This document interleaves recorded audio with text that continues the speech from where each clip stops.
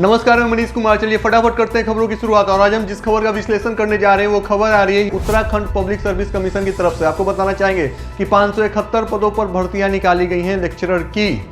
अब बढ़ते हैं अगली खबर की ओर और करते हैं अब सिलसिलेवार तरीके से खबर की शुरुआत। और सबसे पहले और अहम खबर आ रही है राजस्थान से।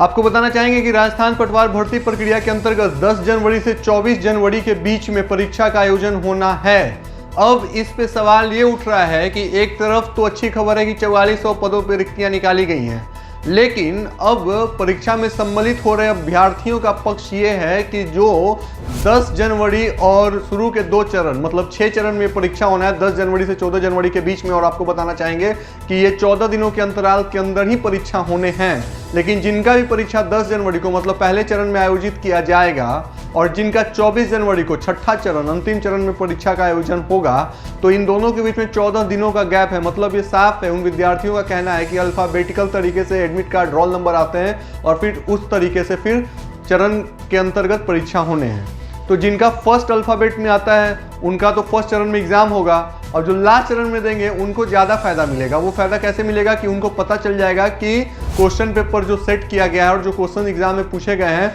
वो किस तरीके से क्वेश्चन पूछे गए हैं, क्या उसके मॉडल है क्वेश्चन पेपर के, और फिर वो 14 दिनों के अंदर अंतराल में आराम से उन क्वेश्चन पेपर को फिर अपने तरीके से तैयार कर सकते हैं। मतलब ये कहीं ना कहीं देखने को मिला ही है कि जिस भी परीक्षा का आयोजन किया जाता है उस परीक्षा का सैंपल पेपर एक जैसा ही होता है, मतलब उस कोर उस सब्जेक्ट से रिलेटेड ही होगा। तो कहीं ना कहीं माइनर ही सही लेकिन कुछ ना कुछ फायदा उन विद्यार्थियों को जरूर होगा जो 5वें और छठे चरण में परीक्षा में सम्मिलित होने जा रहे हैं। मतलब बात ये साफ है कि इसको लेकर के परीक्षा की तैयारी कर रहे विद्यार्थियों में रोष है और एक तरह से गुस्सा भी है और दूसरी तरफ से शिकायत भी है सरकार को लेकर के।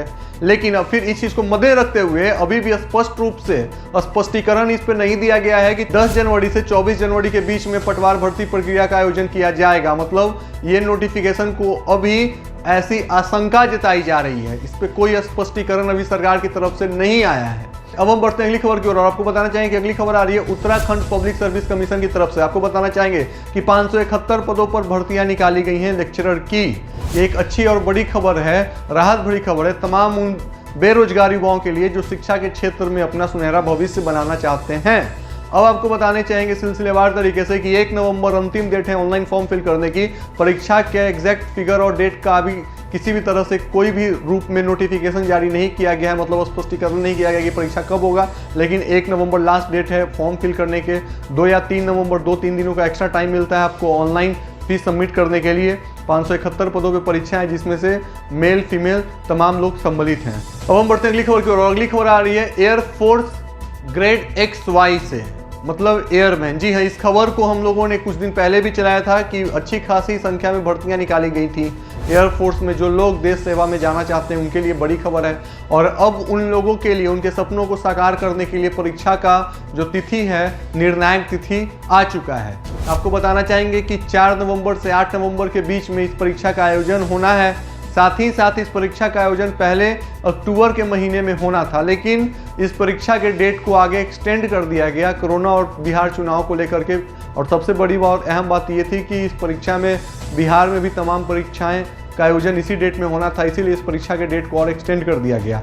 लेकिन अब मुश्किल से 1 महीने का समय बाकी है, तो इस परीक्षा की जो भी तैयारी कर रहे हैं उन तमाम विद्यार्थियों के लिए ढेर सारी शुभकामनाएं। इस परीक्षा से विस्तृत जानकारी के लिए आप जॉब एटर्नल की वेबसाइट पर जाकर के सर्च कर सकते हैं, और साथ ही साथ एयरफोर्स के ऑफिशियल वेबसाइट पर भी जाकर के इस परीक्षा को लेकर के आप सर्च कर सकते हैं। आपको बताना चाहेंगे कि परीक्षा शुरू होने के ठीक 2 दिन पहले, मतलब 4 नवंबर से अगर परीक्षा है तो 3 नवंबर के आसपास या उससे 1 दिन पहले 1 से 2 नवंबर के बीच में आपके लिए आपका एडमिट कार्ड को ऑनलाइन निकाला जाएगा।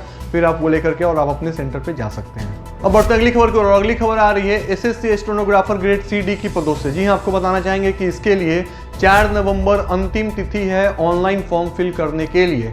इस खबर को भी बारंबार तरीके से हम लोग चला रहे हैं और इसका विश्लेषण और मूल्यांकन कर रहे हैं, और एक सच्चे पत्रकार और सच्चा न्यूज़ चैनल का ये दायित्व होता है कि वो खबरों के ऊपर विश्लेषण करें और वो स्टोरी को फॉलो अप करें। तो फॉलो अप करने के क्रमगत सिलसिलेवार तरीके से आपको बताना चाहेंगे कि SSC ग्रुप C और D के अंतर्गत स्टेनोग्राफर के पदों के लिए जो रिक्त वैकेंसियां निकाली गई हैं उसके अंतर्गत 4 नवंबर अंतिम डेट है फॉर्म फिल करने के लिए।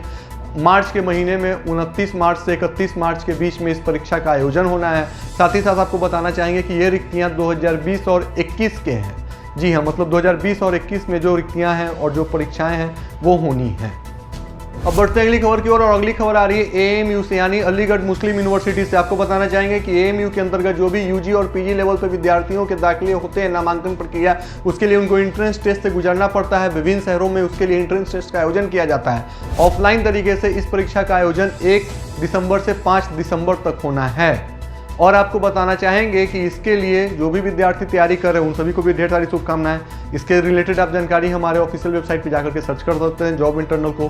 साथ ही साथ आपको बताना चाहिए कि इस परीक्षा का आयोजन 22 तारीख से लेकर के 2 दिसंबर तक, मतलब 22 नवंबर से 2 दिसंबर तक होना था, लेकिन इस परीक्षा को एक्सटेंड कर दिया गया। और एक्सटेंड करने के सिलसिलेवार तरीके में अब इसको दिसंबर के फर्स्ट वीक में इस परीक्षा का आयोजन किया जाएगा। आज के इस विशेष पेशकश में बस इतना ही। हमें दीजिए इजाजत। धन्यवाद।